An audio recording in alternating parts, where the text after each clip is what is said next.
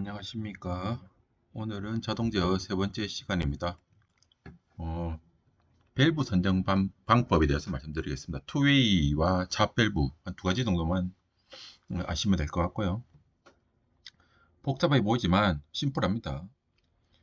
설비 배관 규격과 비교하여 선정 밸브 규격이 2단계 이상 차이가 나는 경우 2단계 이내에서 선정. 그러니까 배관 사이즈와 두 단계 있잖아요. 뭐 40, 65, 80 이렇게 순서가 있잖아요. 그런 두 단계장 차이가 나면 안 된다. 그 안에서는 괜찮다. 뭐 이런 이야기인데요. 일단 이론 배경식입니다. KV는 Q에 루트에 G에 이제 델타 P인데요. 하나씩 보겠습니다. KV는 밸브 유량계수입니다. 이제 MKS 단위, 미터, 킬로그램, 세컨 단위죠. 좀 큰 단위입니다. 반대로 CGS 단위는 작은 거죠. 밸브 유량계수고요. 얘가 크면 많이 흐른다는 거죠. 밸브 기준이 있어야 될 거 아닙니까? 밸브 전후단 압력차가 1kg 정도 보고요. 그것도 온도가 15도씨 물 기준인 거죠. 뭐 80도씨 뭐 온수, 80도씨 뭐 경유, 뭐 중류 이렇게 하면 안 되잖아요. 기준점이 15도씨 평상시 그냥 노멀한 온도의 물. 그리고 밸브 전단 후단의 압력차 보통 전단이 세니까 그죠? 델타 P가 한 1 정도 그냥 흐르게 했을 때 유량을 큰 단위입니다. CGS니까 루베퍼 큐빅미터 퍼 아워. 이게 이제 세크가 이제 아워입니다. 시간당 몇 루베 흐르는가 CMM이 아니고요. LPM도 아니고 루베 퍼 아워 큐빅미터. 물 경우에 M의 삼성이 톤이잖아요. 그죠? 시간당 몇 톤 이렇게 보면 될 것 같습니다. Q도 단위가 같습니다. 유량인데 KV는 Q죠. KV는 Q. 요 이제 루트 안에 있는 놈이 이제 틀려지는 거죠. 루트 안에 G가 있으면 유체 비중, 물의 비중 그냥 1로 보는 거죠. 원래 4도씨 물이 1이지만 그냥 15도씨 물도 그냥 1로 보는 거죠. 1. 예를 들어 뭐 경유가 뭐 휘발유나 경유 이런 거 0.8 정도 되니까 가벼워지겠죠. 또 황산 같은 거는 비중이 크잖아요. 뭐 1.6이나 1.81이 하잖아요. 그러면 그저 달라지는 거고. 델타 P는 밸브의 찹입니다. 자동 제어용 밸브 찹 기준을 0.3으로 봅니다. 0.3. 그러니까 자동 제어 밸브를 0.3으로 하면 이제 값이 틀려지겠죠. 자, 우리가 응용할 수 있는 겁니다. KV, 자, 루베 퍼 아워는 우리 설계할 때는 다 LPM으로 하죠. LPM 단위로. 암묵적으로 LPM 단위를 많이 씁니다. LPM은 리터 퍼 미니트겠죠. 그러니까 LPM 단위면 일단 얘가 1000배 되죠. 1000. 그리고 분이니까 60분이 1시간이 될 것이고 1000리터가 1루베가 되니까 그렇게 되는 거고요. 기준이 0.3이 델타 P가 0.3이다 보니 0.3입니다. 그래서 KV는 LPM 나누기 9.11 하든지 KV는 LPM 곱하기 0.11. 저는 얘를 추천합니다. 얘를 추천. LPM 이제 설계 사용표에 LPM이 됐다면 무조건 0.11, 약 11%만 하면 돼요. 11%. 이것도 외우기 힘들다 이러면 0.1 하면 되죠. 10%. 그렇지 우리가 골치 아프다. 그죠? 이런 거 다 필요 없고 LPM에 0.11 하면 KV가 나온다. 이렇게 보시면 되고요. 자, 넘어갑니다. 이제 선정 예시입니다. 이제 몇 가지 과정이 필요한데 다 이해하면 좋긴 좋겠죠. 설계사나 뭐 밸브 뭐 제작업체에는 다 알아야 되죠. 알면 좋은데 우리가 뭐 간단히 시공하거나 운영할 때는 그럴까지 필요가 없을 것 같아요. 설비 장비 일람표에 이렇게 표가 있습니다. 설계사 앞장에 초반에 넣잖아요. 뭐 법례표도 넣오는데 여기 보면 딱 있어요. LPM 유량값을 확인합니다. 글씨 잘 안 보이는데 뭐 냉수 코일 유량은 587 LPM을 요구한다 돼 있잖아요. 587 냉수 코일의 유량 흘러간 유량이 있어야 될 거 아니에요. 뭐 입고 온도 출고 온도 어쩌고 저쩌고 있는데 아주 중요한 유량 587 LPM 리터 퍼 분당 587리터죠. 그러면 장비 일람표를 받고 그 다음에 KV 값을 계산해 보겠습니다. 587 곱하기 0.11 그럼 시간으로 환산하면 64.57 루베 퍼 아워가 되는 거죠. 60 이렇게 됐고, 그러면 여유를 두자는 거죠. 여유를 뭐 안 줄 수도 있겠지만 20% 다시 1.2 합니다. 그러면 77.49 루베 시간당 흐름 좋겠다는 거고요. 그럼 좋다 이거야. 그럼 여기서 그 밸브 메이커사의 실현값 카탈로그를 보통 줍니다. 안 오면 이제 의뢰를 해야겠죠. 밸브 제조사 선정 탭을 있습니다. KV값 77.49를 만족하는 KV값 100을 선정하겠다는 거죠. KV값 100에 해당되는 밸브 구격 80을 선정하겠다.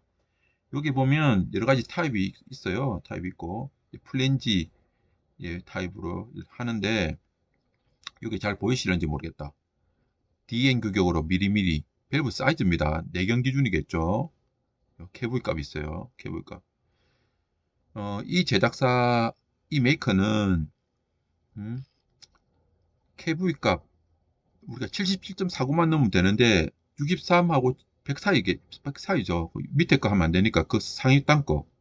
요 타입을 구매하겠다. 그러면 밸브 주세요 하니까 80 사이즈면 되겠다. 이렇게 얘기를 하는 거죠. 80 사이즈면 되겠다. 그러면 KV 여기는 100 놓습니다. 사실 여유가 더 많죠.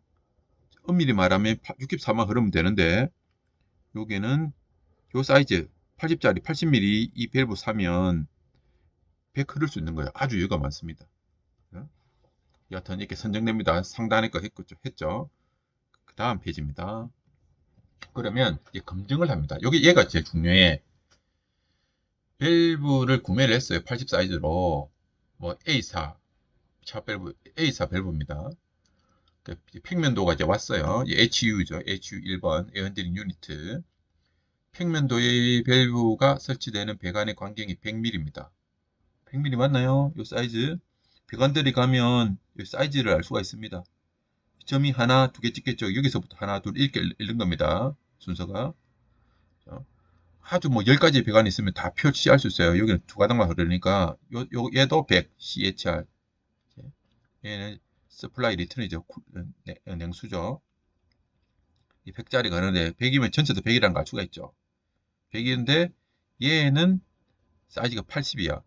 그러면 100에서 약간 레듀싱 하면서 결합되는 거죠. 앞나사, 순나사가 이렇게 되는 건데 관계가 없어요.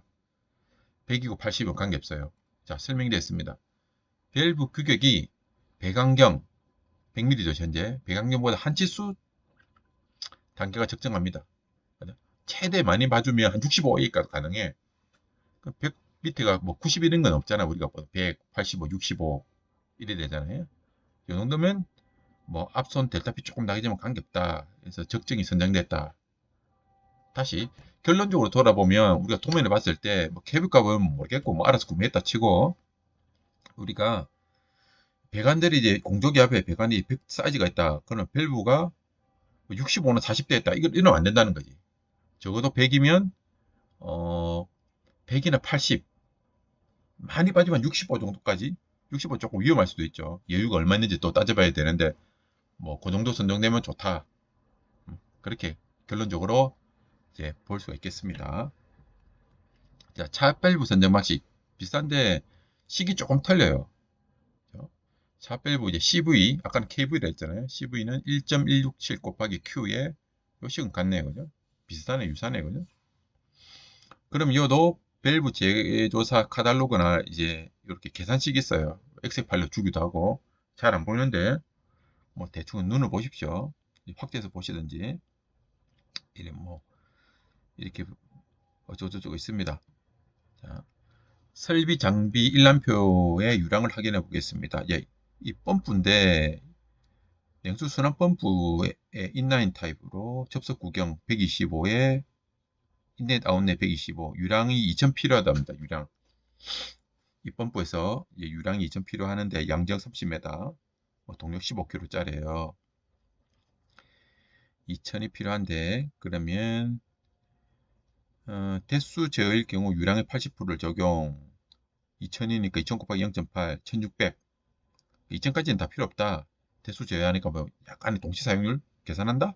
근데 좀 작아도 된다. 1600 자, 차압 선정입니다. 30m 필요하다고 했잖아요. 30m 곱하기 0.1 곱하기 0.3 그래서 0.9 제조사 제공 수식 이렇게 엑셀표 달라면 줍니다. 이렇게 대수저나 차압 선정 기준이 있습니다. 이렇게 그래서 CV 값 밸브 이란 계수 계산하면 1600 2000이 필요 없다고 그랬습니다. 1600에 1.167 다음에 0.06 곱하기 루트가 스퀘어죠.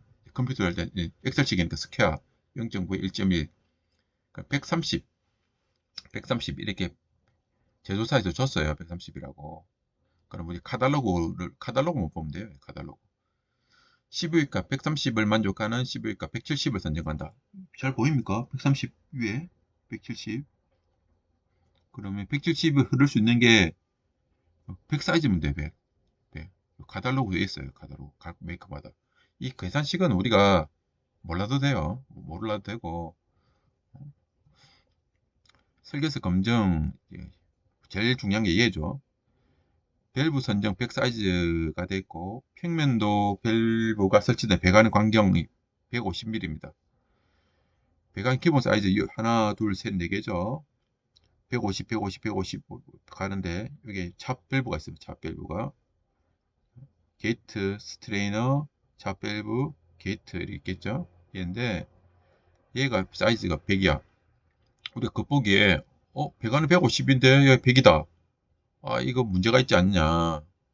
뭐 좀 전에 봤던 유량 조절 밸브는 두 단계까지 가능하고 얘도 마찬가지예요. 사실 사이즈가 좀 크잖아요. 150 밑에 125도 있고 그 다음 100인가요? 그럴 건데 두 단계 내려갔어요. 사실은 두 단계 내려가니까 좀 안 될 수도 있겠죠. 그래서 카탈로그도 보고 이렇게 어떻게 계산됐는지 엑셀표도 받아서 하면 좋을 것 같아요. 두 단계까지는 가능하다. 세 단계는 안 됩니다. 위험해요. 자, 복합 밸브라고 있습니다. 역시 순서는 다 비슷해요. 장비 일람표 설계 도면에 앞장에 있습니다. 그 장비에 도면에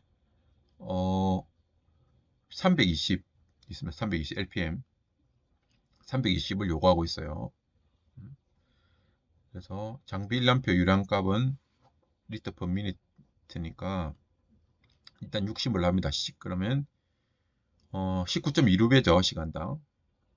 사실 밸브 메이커마다 또 외산도 많아요. 약간 단위가 틀릴 수 있는데 단위가 다르면 여러분 좀 바꿔서 하셔야 돼요. 자, 플랜지 타입으로 되어 있고 여기에서 19,200 넘는 놈이 2만이죠. 2만 리터 퍼 미니트. 그러면 위에 65 사이즈 규격이죠. 65 사이즈 하면 된다. 65mm 선정하겠습니다. 또 테이블 봅니다. 테이블 보면 이렇게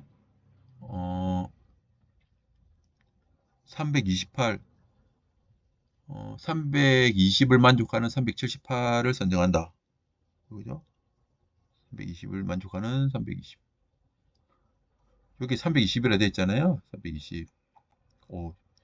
이게 글자를 제가 포인트를 안 했나 보네.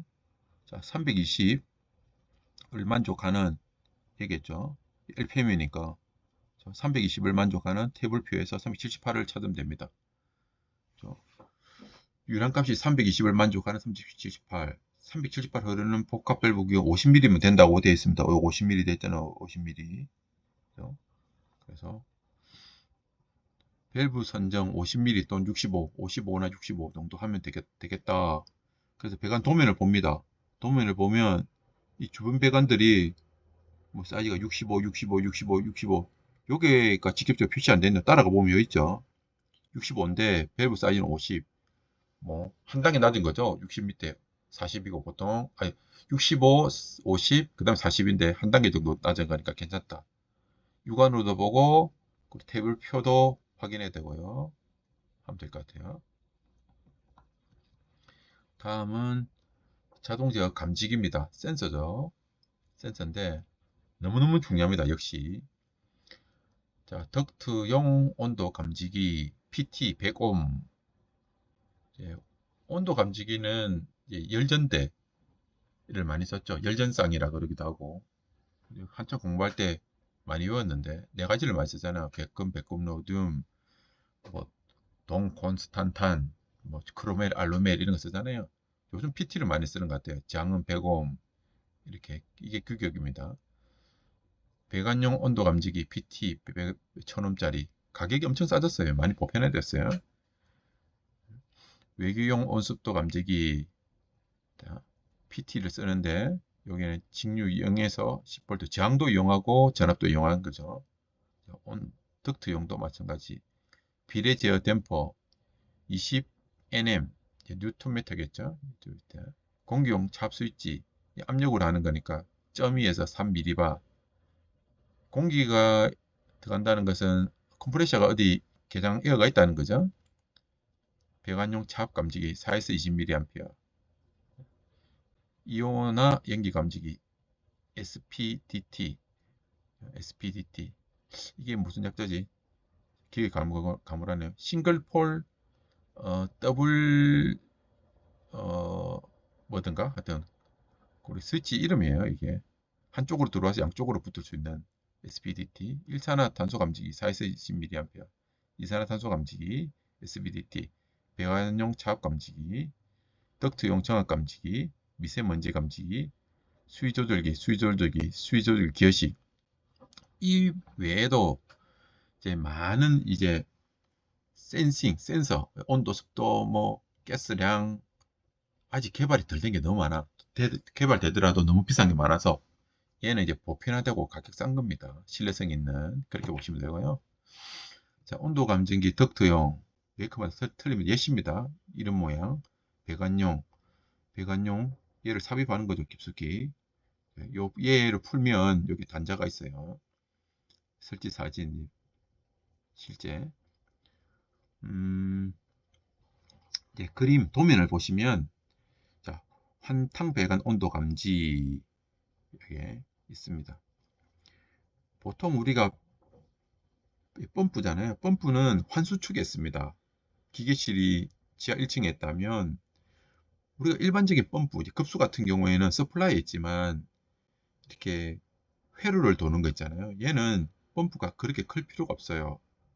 양정이 밀폐된 회로를 뺑뺑 돌기 때문에 우리가 일명 쳐주기만 하면 된다. 이래서 얘는 유량은 뭐 많아도 되지만 양정은 저 양정이 돼도 돼요. 관계없어요. 예. 그래서 여기 보면 돌아오는 쪽에 이렇게 온도계가 있는 거죠. 아날로그 인푸트 되는 거죠. 아날로그 인푸트만 주면 온도가 몇 도씨인지 중앙값이지 CCMS에 간다는 거죠. 이렇게 이 원리만 알면 어느 기계실이든지 어떤 개통도라고 할까요? 플랜트가 PNID라 그러잖아. 거의 다 해석할 수 있어요. 뭐 딱 보면 도면이랑 현장 한 바퀴 돌면 대충 어떻게 돌아간다, 냉난방이 어떻게 된다, 이렇게 환기가 어떻게 된다, 위생배관이 어떻게 된다, 금방 파악할 수가 있습니다. 좀 설명도 드려야겠죠. 뭐 요건 예를 들어 뭐 지열이지만 지열이 되든 뭐 지역 난방이 되든 아무 관련 없습니다. 이 얘기는 다 동일한 거니까요. 공조기 혼합 공기 온도 감지 예시입니다. 여기도 이렇게 돼 있죠. 아날로그 인푸트 이렇게. 자, 온습도 감지기 공기용, 덕트용, 뭐 배겹상에 이렇게 돼 있죠. 배겹상은 그늘진 곳에 이제 옥외에 바람 잘 통하는 곳에 대표값을 측정해야 되잖아요. 보통 2개 하는 게 좋아요. 1개 정도 있다 보니까 에러가 많이 뜨더라고. 2개 정도 해서 값을 비교하는 것도 상당히 좋습니다. 얘도 잘 가끔씩 점검해 봐야 돼. 일주일에 한 번씩 에러가 있습니다. 얘가 외기 온도 O의 기준이다 보니까 그렇습니다. 여기 보면 리턴 에어의 온도랑 습도 잴 수 있습니다. 그리고 배겹상도 마찬가지고요. 이게 TJV 선으로 되어 있죠. 2가닥, 3가닥 표시되어 있습니다. 이건 앞 시간에 했습니다. 시로코페인 약자죠. MCC가 있고요. DODO 다 설명했습니다. 다 이제 해석할 수 있죠. 차압 감지기는 뭐냐면 주로 필터 전 후단에 있습니다. 너무 심플해요. 간단해요. 공기용, 배관용 설치 사진. 요 그림에 보시면 필터 전 후단의 차이. 원리는 공기가 흘러가면, 공기가 예를 들어 이렇게 흐른다. 이렇게 흐르면 공기 중에 먼지가 많이 이게 낄 거 아니에요. 필터에. 에어 필터에 많이 끼면 잘 통과 못 합니다. 그래서 전단의 압력, 후단의 압력 하면 얘가 많이 오염될수록 압력차가 많이 생기죠. 뭐 대충 뭐 기준점을 뭐 4에서 50mm 세팅을 합니다. 그러면 얘가 신호를 주는 거죠. 필터 막혔다. 필터 갈아라. 점검해라. 이렇게 할 수 있는 겁니다. 그런데 차입이 뜨기 전에도 오염됐으면 갈아야 돼요. 이거. 그러니까 얘도 자주 부지런 떨어야 돼요. 배관용 차압 감지기. 얘는 차압 감지 가장 많이 쓰는 게 필터 쪽하고 필터의 오염도를 측정하는 거고요. 그 다음에 냉수가 되든 이제 온수가 되든 각종 그 계통의 헤더들의 압력을 센싱해서 바이패스 시켜주는 거. 얘도 많이 있고 또 공조기 출구에 직접 되는 것도 많죠. 일산화탄소 감지기 주차장에 많이 설치되어 있습니다. 실내 주차장 25ppm을 세팅하면 알람 울리겠죠. 이렇게. 자, CM이 뭡니까? 뭐 카본 모노 옥사이드 좀 되겠죠. 이제 아날로그 신호로 이렇게 24V 들어가고 계속 측정하고 있습니다. 그래서 실드가 되어 있는 동그라미가 실드죠. 외란 방지하기 위해서 실드 되어 있고, 여기 OA가 뭡니까? 여기 Z펜이죠. 이렇게 환기시키는 거죠. 이렇게 해서 빠져나간다. 이산화탄소 감지기 실내에 사람에 의한 공기 오염도를 대표하고 있습니다. 이렇게 덕트가 보온되어 있고 그 위에 박혀 있습니다. 중요한 내용이네요. 공조기 환기 덕트에 설치된 이산화탄소 감지기의 검출 농도에 의해 공조기 댐퍼를 제어하여 실내 이산화탄소를 일정한 수준으로 유지한다. 우리가 봄, 가을, 간절기가 뭡니까? 예. 여름하고 겨울 빼고 나머지 간절기잖아요. 봄, 가을, 부하가 거의 뭐 적다? 그럴 때. 봄, 가을 이런 간절기 때는 CO2를 우선하고 제어하고요. 여름이나 겨울은, 여름은 냉방을 집중적으로 해야 되고, 겨울엔 난방을 집중적으로 해야 되잖아요. 이런 온도, 에너지 우선이다 보니까, 요쪽으로 가고, 그 외의 때는 실내 공기 질로 가자. 이 말입니다. 여름, 겨울에는 온도, 에너지 세이빙, 그 외에 봄, 가을에는 공기질, 퀄리티, 실내 공기질 기준 따집니다. 1000ppm 기준하면, 자, 리턴 쪽에 많이 달려있죠? 우리 리턴 쪽에다. CO2도 리턴 쪽에, 이렇게 리턴 쪽. 공기질이 나쁘면 혼합 댐퍼 다 닫고요. 이렇게 다 버리면 되죠.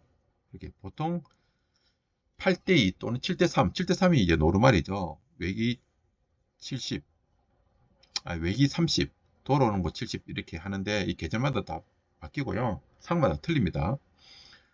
뭐 공기질이 좋으면 여기 100%도 갈 수 있는 거죠. 리턴 갈 수 있는 거고. 그거는 이제 운영의 묘가 되겠습니다. 연기 감지기, 연 감지기, 소방 쪽으로 볼 수 있는데 합쳐져 있습니다. 여기는 온습도, CO2 연기 감지기, 리턴 쪽에 다 같이 달려 있을 수도 있습니다. 이렇게 연기 감지기. 연기 감지기에서 이제 방화댐퍼 같은 거 우리 작동하잖아요. 이렇게 원리는 감각률 15% 따집니다. 연기가 막 많이 생기면 레이저 광량이 감소하잖아요. 뭐 발진부, 수신부가 있겠죠. 이렇게 감량하면 그때 센싱을 하겠다는 거죠. 또 수위 감지기, 기어식은 얘가 쭉 부리기에서 오락내락 되는 거죠. 기어식이. 오뚜기식은 뭐 물깊이에 따라서 1, 2, 3, 4단계네요. 그럼 얘가 물에서 부리기에서 제껴지는 거죠. 아주 어떻게 보면 아날로그적인데 오뚜기식이죠. 옛날 오뚜기식 많이 수리를 했는데 저도 물탱크에는 거의 다 있습니다. 뭐 더 정밀한 것도 사실 많아요. 이런 식이 아니고 뭐 정전 용량식도 있고 다양한데 우리 흔히 많이 보는 타입입니다. 가격도 싸고 신뢰성이 있는 거죠. 저수조, 저수위 조절기 LIC에 의해 정수위 조절 밸브 열고 닫고밖에 없습니다. 오픈, 클로즈.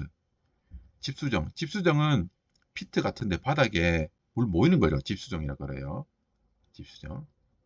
자, 일반적으로 저수 용량이 80에 85%, 집수정, 저수위, 펌프 임펠러가 잠기도록.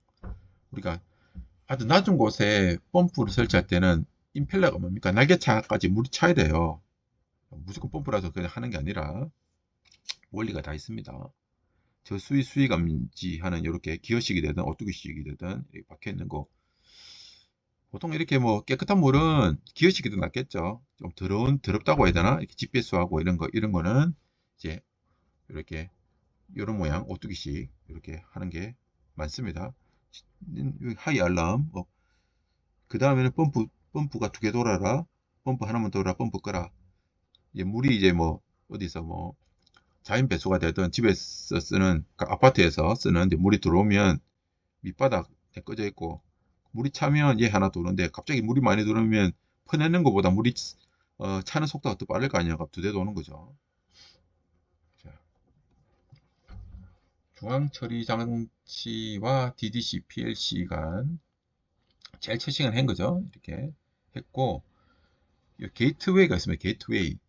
게이트웨이란 서로 다른 통신규약 프로토콜을 사용하는 네트워크를 연결하기 위해 자신의 프로토콜을 상대방의 프로토콜 전환해 주는 것이다. 전환해 준다. 제가 뭐 영어에서 뭐 일어로 한국어에서 뭐 독일어로 번역하는 번역기라고 생각하면 된다. 이렇게 보시면 돼요. 말씀드릴까요? 이더넷 가장 대표적인 버스 구조 방식의 근거리 통신망 랜이죠. 로컬 에리아 네트워크 뭐 IE 읽어보시면 될 것 같고 TCP/IP란 약자가 있습니다. 트랜스미션 컨트롤 프로토콜 전송 제어 규약. 그다음에 IP는 뭡니까? 인터넷 프로토콜 약으로 랜에 가장 적합하다. 랜 우리가 근거리에서는 랜 뭐 사내망이라고 그러잖아. 그럴 때는 그냥 이더넷이다, 랜이다, TCP/IP 쓴다. 뭐 그냥 그렇게 보셔도 될 것 같습니다. 자, BAC 넷 바크넷 빌딩 오토메이션 앤드 컨트롤 네트워크. 빌딩 관리자와 시즌대 사용자, 제조업체들로 구성된 단체에서 인정하는 비독점 프로토콜. 아무나 쓸 수 있습니다. 이렇게 많이 쓸 수 있습니다. 빌딩 자동제어에 많이 쓰는 게 되겠습니다. 자, 모드버스 엄청 많이 씁니다. 많이 들어봤죠? 기따급도록. PLC 사용을 해서 모디콘이라는 회사에 개발한 시리얼 통신 프로토콜이다. 뭐 RS 뭐 232 저저저저 했는데 뭐 제가 이쪽 전문가는 아니지만 요즘에는 이런 영역들이 뭐 합치지기도 하고 뭐 게이트웨이도 많이 생기고 해서 라우터도 생기고 해서 이렇게 딱 부러지지는 않는 것 같아요. 호환성이 너무 좋은 것 같아요.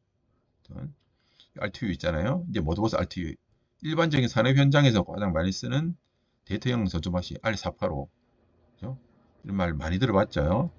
이제 HMI가 뭡니까? 휴먼 이제 머신 인터페이스죠. 뭐 우리가 CCMS를 좀 작은 협의적인 의미로 이제 HMI라고 이렇게 뭐 할 수도 있겠죠. TCP/IP 모드버스 게이트가 있고요. 이렇게 디바이스가 있습니다. 롱러크라는 것도 있고요. OPC라는 것도 있고요. 자, 자동 제어 통신입니다. 우리 도면에 보면 뭐라고 얄밉게 1TW, 뭐 2TW 뭐 이상한 이렇게 기호를 쓰고 있는데 뭐 별거 아니에요. 자, 트렁크 와이어예요. 그냥 한 줄로 표시되어 있는데 예를 들어 이렇게 표 박스가 친절하게 설명되는 데가 있습니다. 도면에. 자, 1W1 트렁크 웨어 구성입니다. 설계서 예시입니다. 요게 한 패스가 가는데 여기 다 들어가 있는 거죠. CV4.0 그다음에 AWG24의 4P 인터컴 CP2W 이렇게 한 줄이 아니고 얘가 다 같이 간다 이 말입니다. 자, UPS 알죠? 무정전 장치 uninterruptible power supply 30분짜리인데 뭐 20분에도 10분에도 용량은 예시입니다. 예시. 아니 배터리를 보시면 되는 거죠. 무정전. 뭐 여기 설명이고요. UPS 이렇게 작은 것도 있고 수배점만 하게 엄청 큰 것도 많습니다. 자, 자동 제어 관제점은 이제 다음 시간에 본격적으로 이제 하겠습니다. 수고하셨습니다.